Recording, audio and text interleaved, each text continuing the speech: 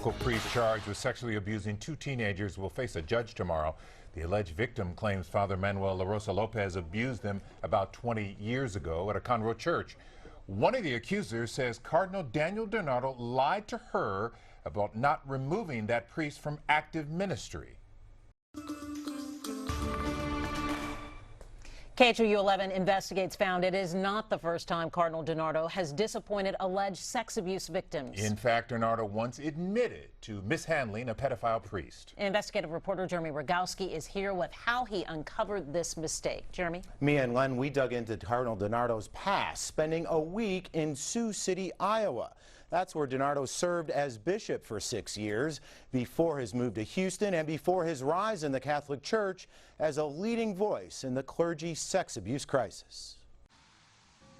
In the heartland of America, 1,000 miles away from Houston, we found a dark and dangerous face of the Catholic Church.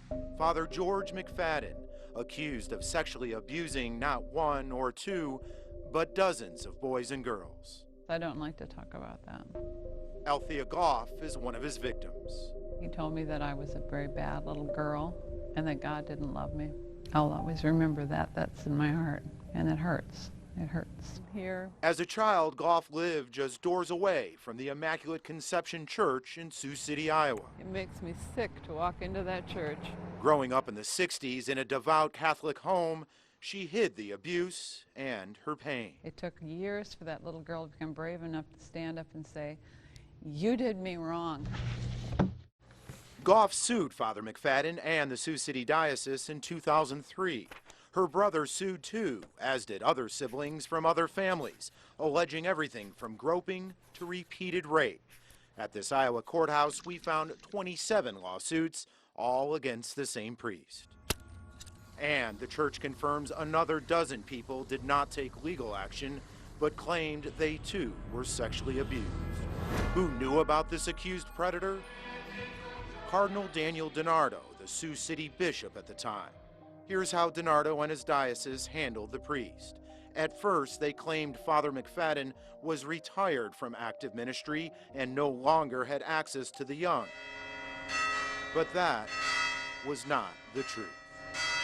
How do we know?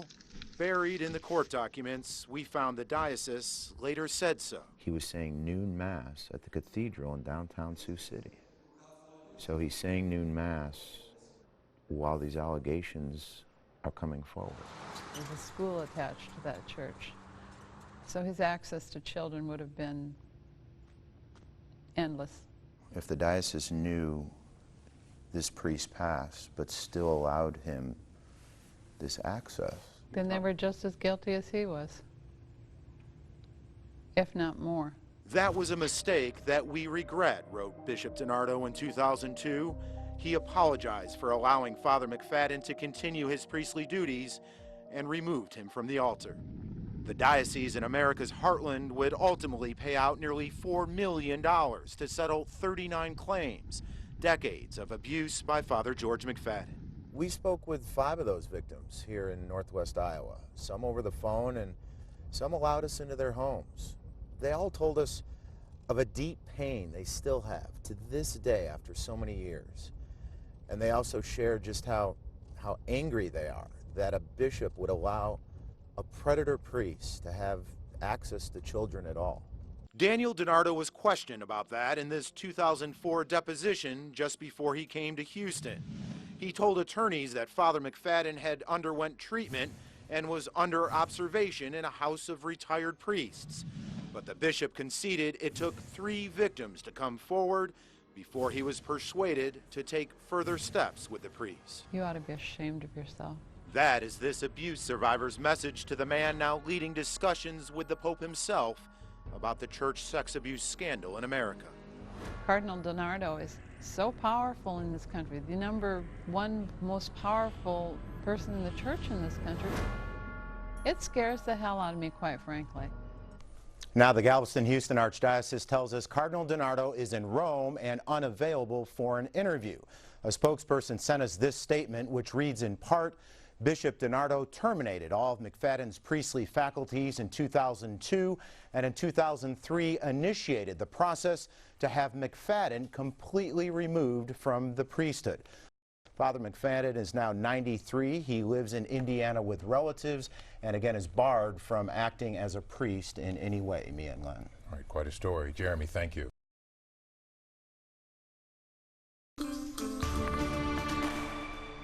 From the air and ground, you're looking at investigators searching the offices of the Archdiocese of Galveston, Houston, looking for evidence in a priest sex abuse case. KHOU 11, the first to break the story of this unprecedented search inside church headquarters and what the church deems its secret archives. And Jeremy Rogowski was the only reporter there as law enforcement entered the front door of the church's main office right here in Houston. He begins our team coverage. Jeremy, what can you tell us? 50 investigators, more than 50, spent the past 7.5 hours here examining records, confidential records. Their main focus is finding evidence against a priest already criminally charged, but they are bracing for anything else they may find. Well, you see, as dozens of investigators descended on the Archdiocese downtown, ready to box up evidence of clergy sex abuse in the Catholic Church, if there's something to be covered up, I'm sure I'll find it. a tough-talking district attorney delivered a strong message. And whether it's a thumb drive or it's a pickup truck or whether it's a DPS van full of stuff, we're going to take everything that we believe is pertinent to our case. That case is against Father Manuel LaRosa Lopez, charged in Montgomery County for molesting 2 teenagers at a Conroe parish some 20 years ago. Investigators already served warrants at 2 churches where he served, as well as a treatment center for wayward priests. Today's warrant, prosecutors confirm, covers access to the secret archives of the Archdiocese, which under canon law are completely closed and locked and contain documents of criminal cases in matters of morals. Any information, regardless of where it is, whether it's in a secret vault, a secret safe, whether it's in a stuffed teddy bear stuck underneath some priest's bed, we're going to find it. And in this one-on-one interview, Montgomery County DA Brett Ligon told us the search could lead beyond the criminal case of just one priest. Anything that we lawfully obtain, if it leads us elsewhere, then wherever the investigation goes, it just goes. So if you turn up evidence of potential criminal activity against another priest, We would turn that over to the appropriate authorities.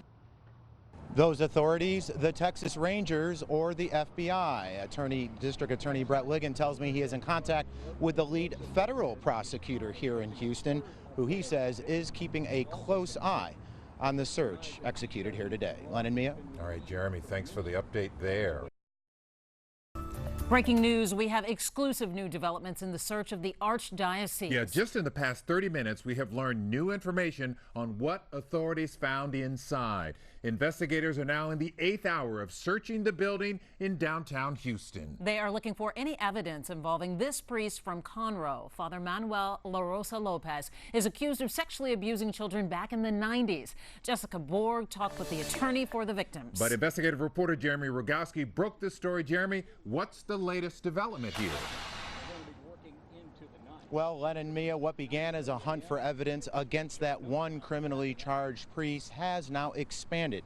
Sources close to the investigation confirm that they have located in the diocesan's secret archives child abuse files on other priests too. More than 50 investigators, local, state, and federal, came to gather up clergy sex abuse records. They came with no warning. And I'm sure this took a lot of people off guard, but that's part of the intent of a search warrant. Montgomery County District Attorney Brett Ligon did not mince words about the surprise search warrant. I'm born suspicious as hell. And so I assume that people are going to lie to me. I assume that people are not going to tell the truth. I assume that people are going to hide evidence. The primary evidence they're looking for is about Father Manuel LaRosa Lopez, charged in Montgomery County with molesting 2 teenagers some 20 years ago at a Conroe church. As for any other records obtained involving other priests, Anything that we would come across, we would turn it over to either the Texas Rangers or to the feds if it had to do with an investigation in another priest. this tough-talking DA pledges to protect child victims at any cost. There are so many lay Catholics out there that are ready for the church to come clean. One more note, the Montgomery County DA says he spoke with Cardinal Daniel DiNardo personally today and described him as solemn and sincere. Tonight, more sex abuse files against more priests. And tonight, KHOU 11 investigates what was recovered from the Archdiocese of Galveston-Houston after Wednesday's extraordinary search by law enforcement. Investigative reporter Jeremy Rogowski broke that story and is back tonight with the latest developments. There are 7 pages of evidence collected, and it's clearly about more than the pending criminal charges against just one priest. We now know what was in those boxes investigators removed after Wednesday's all-day search at the Archdiocese. As expected, they seized records about Father Manuel LaRosa Lopez, charged with molesting 2 teenagers at a Conroe church some 20 years ago. But they also recovered much more about other priests, too. In this evidence log obtained by KHOU 11 Investigates, sex abuse files are listed more than a dozen times. There's a folder on the abuse crisis, a binder on sexual abuse, even 2 boxes of sex allegation files. We did obtain other evidence of potential other criminal conduct, and now the process is going through that very carefully, very thoroughly. They also seized Cardinal Daniel DiNardo's computer, along with several other computers used by other officials at the Archdiocese. The Montgomery County District Attorney's Office, which is prosecuting the LaRosa Lopez case, is working with the Texas Rangers and federal agencies to help where needed. If we uncover additional criminal conduct outside of the scope of Montgomery County, then those agencies are prepared to move forward with those investigations. The Archdiocese has said from the outset it has cooperated with the investigation and will continue to do so. Meantime, a total of 3 accusers have come forward against Father Manuel LaRosa Lopez. He denies the allegations. Jeremy Rogowski, KHOU 11 Investigates.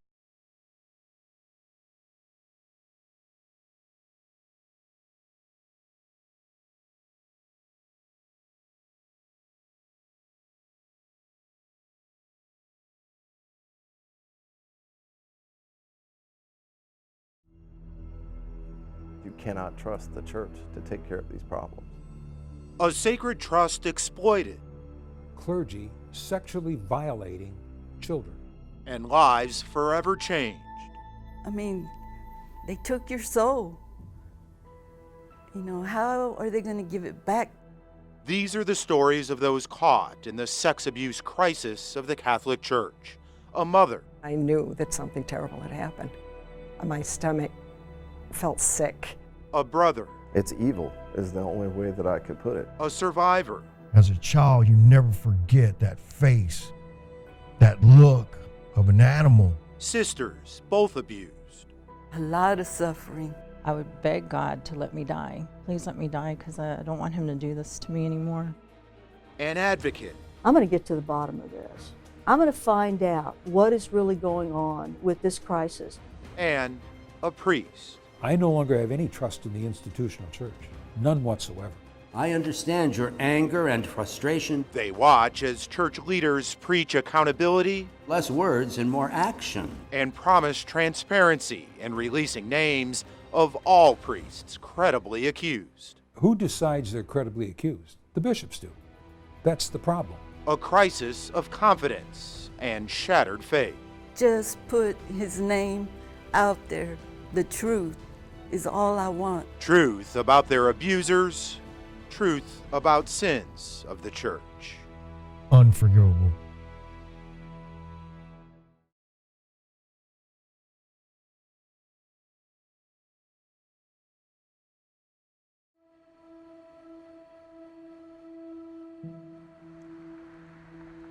Decades have passed, but the trauma endured here, so damaging, so deep, stopped time for this man.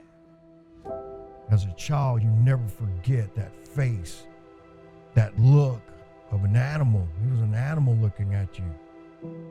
He can still see his accused abuser's eyes. He can still remember his smell. That cologne, just reeks. This was 40 years ago this happened, and it takes me right back to that same day. At St. Charles Borromeo on Houston's north side, he was a 12-year-old altar boy serving under Terrence Brinkman, the priest he remembers with that reeking cologne, Father Terry. As a 12-year-old child, nobody should ever go through that. He speaks only in shadow, He asked us to change his voice because what he went through to this day, his own children don't even know. It was a premeditated attack. He used chloroform to come from behind me and put me out. I really can't remember besides me just waking up for just a second or two. But that second or two, I looked back and I could see it was him. I could see that he had his shirt unbuttoned, his trousers were off, and he had me straddled from behind. He says Father Terry, still wearing his priestly collar, sodomized him in a room behind the sacred altar. When he seen that I was coming to, he just went ahead and hit me again with the chloroform, and I was out. In what condition did you wake up? When I woke up, my shorts and my underwear were down by my ankles. And what was so bad about this is that my bicycle that I had rode to church in, he placed it right there next to me. You know, he left me naked outside. Left outside in a church courtyard, he rode home dazed and in pain. He didn't tell a soul. I didn't know what had happened. I was shocked. I was, as I speak about it now, it's horrible. The horror, he says, almost happened again. While in the altar boy dressing room, Father Terry, he says, began to grope him. I exploded.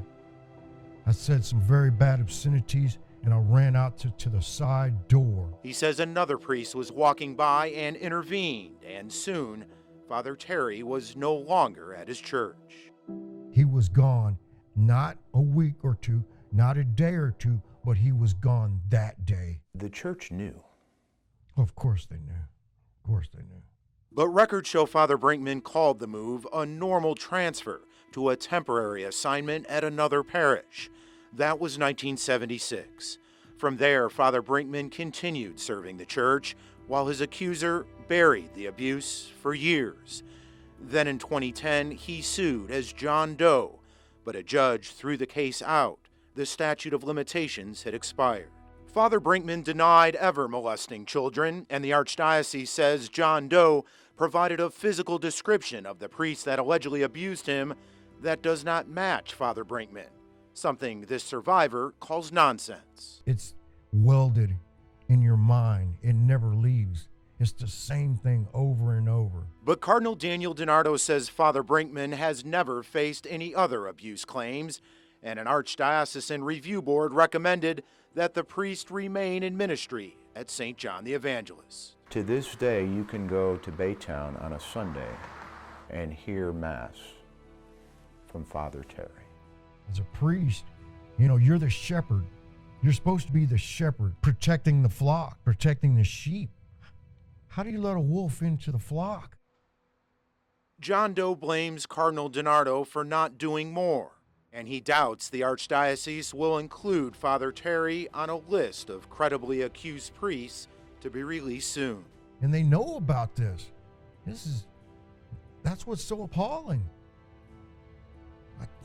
It's a shame. Can you forgive?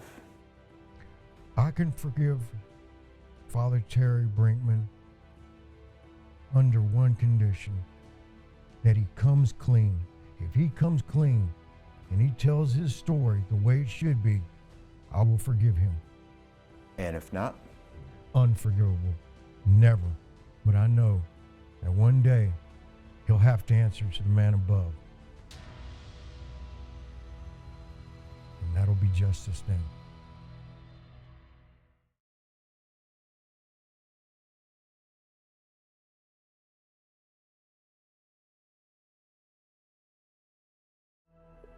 It's wrong, and it's got to stop, and it hasn't stopped.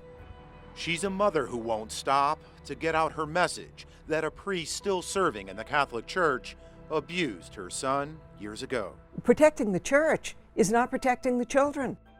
It was the early 1980s. We belonged to a parish called Christ the Good Shepherd. It was wonderful, it was alive, it was brand new, and there was an associate pastor that came, John Keller. Father John Keller, Carol Labani says, often gave her son John odd jobs at the church, And for this devout Catholic family, all seemed good. Then one day, I went into his room and I saw books on his desk on suicide. And he hadn't been himself. What Mom learned about her son and the priest he looked up to shook her to the core. I went through John's desk and I found 2 letters from Keller talking about, I know you were upset by what happened. I'm so sorry that you were hurt. It isn't my intention. Please don't blame God. I really love you. I love you so much. I love you, repeated over and over in both of the letters. And my stomach felt sick.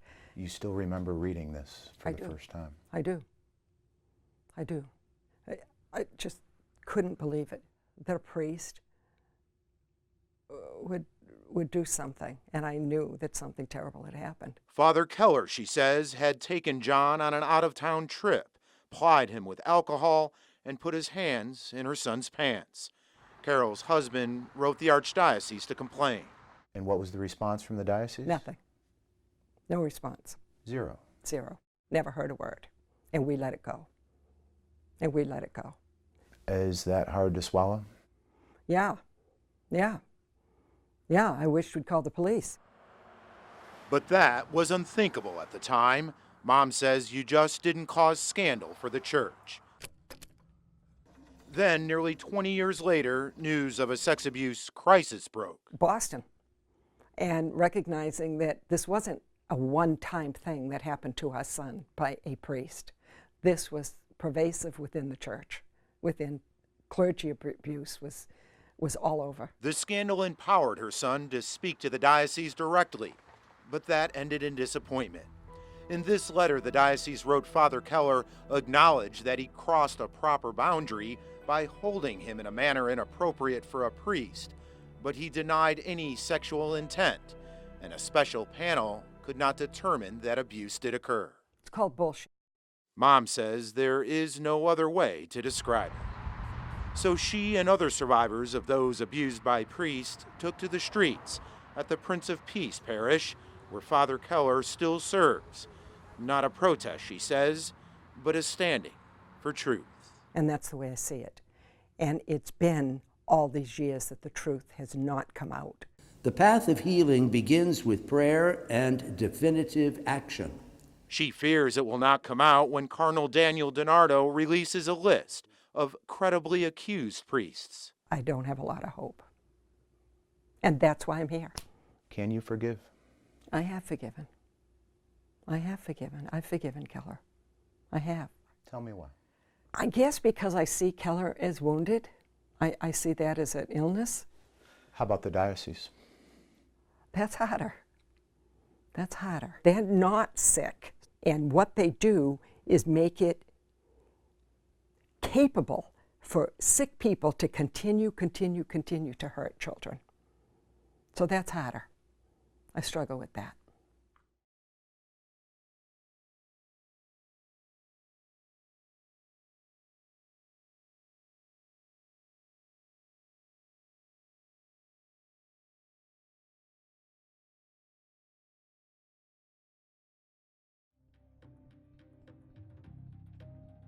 James and John shared a bond that only brothers do, only to have that bond broken by evil. This literally is evil within the church that needs to be cut out. He was such a good kid, he didn't deserve any of what happened to him. What happened to John robbed his childhood innocence and ultimately took his life, his brother says. It began when a family friend molested John, but it did not end there. After that happened, John was recommended to Father Dennis Peterson for counseling. Father Peterson worked in the juvenile justice system as a chaplain helping troubled kids. He seemed like a perfect fit to help John. We looked at the church as a trusted resource, and so to have a priest that's also able to double as a counselor was actually, that would have been a godsend. Instead, he would drink with him or give him drugs and then, pull down his pants and do his business. All while preying on the faith of his older brother. He told him that you know, you can't go to your family and that we can resolve everything by going to confession and going to God. And that was the method that he used. The very person that was supposed to help him. The person that's supposed to be in the role of the shepherd is the person that literally is the wolf. His big brother sued Father Peterson and the Catholic Church in 1999 for abuse that spanned over 10 years. 3 other accusers joined in the lawsuit, but the priest denied all allegations and the archdiocese ultimately settled out of court. I feel like the church doesn't understand properly the ripple effect of something, the type of evil that has occurred here and how much that impacts the families. John went on trying to live a normal life. He got married and had a child, but he could not escape the past and the demons inside. In 2003, John Thomas Harmon died of an accidental overdose at just 30 years old. Was it the drugs that really killed him? No. It was the fact that he was abused and abused by a member of the church that should have been helping him. That's exactly what caused his death. As for Father Peterson, the archdiocese says it removed him from ministry in 1999. It allowed him to live at a church until the Vatican defrocked him in 2005. And because of poor health, the archdiocese says it permitted him to live in a facility for retired and infirm priests until his death 2 years later. James Harmon hopes to see his name on the forthcoming list of priests credibly accused of sexual abuse.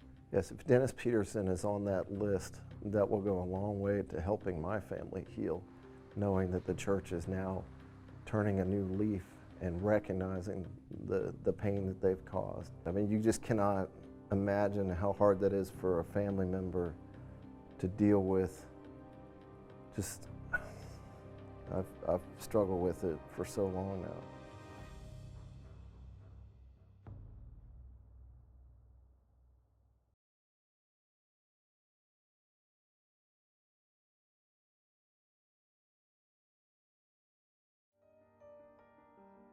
Just put his name out there. The truth is all I want. After years of anguish and pain comes a passionate plea aimed straight at Cardinal Daniel DiNardo, the leader of Catholic America. Just say I'm not a liar.